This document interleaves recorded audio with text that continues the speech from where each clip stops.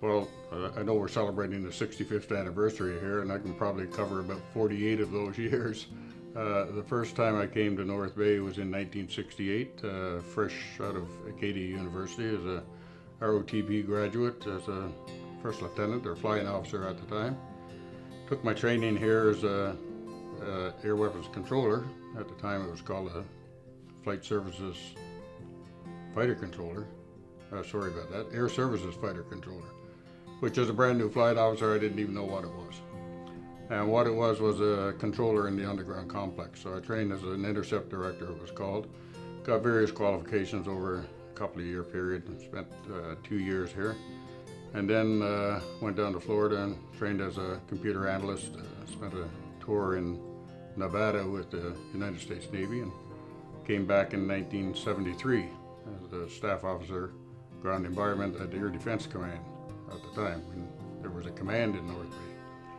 Spent 4 years here as the ground environment officer responsible for computer programs and operational inspections of the radar sites, and dual line and that type of thing. Then I left and went down to Massachusetts in the engineering department in Electronic Systems Division to develop the specifications for the Region Operations Control Center to replace the SAGE Center. Went off to Staff College and then came back here as the detachment commander responsible for installing what was in the new system, the ROC system, the ROCZ system. Spent 4 years getting that operational, and when that was declared operational in 1984, I was transferred to Air Defense Group at the time, soon to become Fighter Group, as the staff officer, senior staff officer, Fighter Control and Aerospace Surveillance. I was in the building just down the road here. I spent 3 years as the SSO FCAS, it was called at the time. Then went off to Ottawa as the Director of Cadets, subsequently the Director General Reserves and Cadets. Went to National Defense College, came back here in 1991 as the commander of the 22nd Radar Control Wing. In 92, that was amalgamated with the base, CFB North Bay 22 Wing at the time, and finished my career here in 1995 when I retired after 31 years in the Air Force and went on to another career. The base has certainly changed. It's gone through an evolution that's been quite marked over the time period that I'm familiar with it. I mean, it was 48 years ago that I first saw North Bay, and it was a large base at that time. It was a flying base. It was a command headquarters. It was a regional headquarters for NORAD. The base probably had over 2,000 people.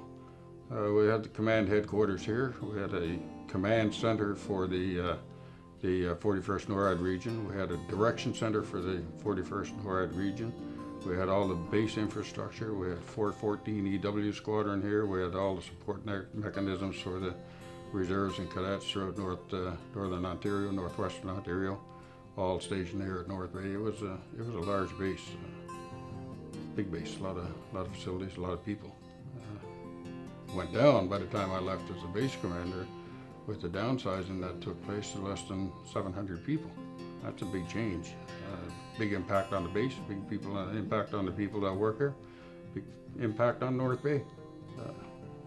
Changing, going back, developing. It's good. So North Bay was a very popular place for people to get a chance to get off the line, as they call it, into North Bay after 2 or 3 or 4 consecutive transfers amongst those small radar stations. North Bay was like coming to a metropolis, and it was eagerly sought after for a lot of the people that were here.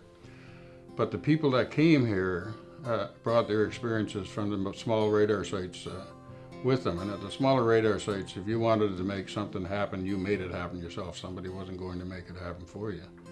So the people that came here became part of the community of North Bay. I would suggest to you there wasn't a street in North Bay that didn't have a military member living on it. And they volunteered to do things, to make things happen in the community. They were an integral part of the community.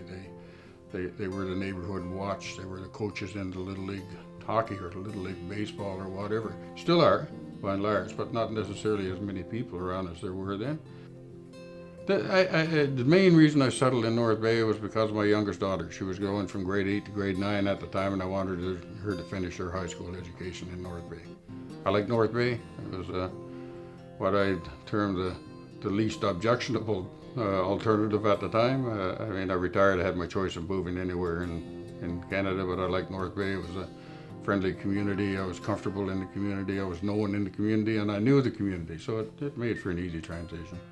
I mean, the role has changed, but you know, it's not all that different from what we were doing in World War II. It's just got different aspects. It's evolution with technology assisting.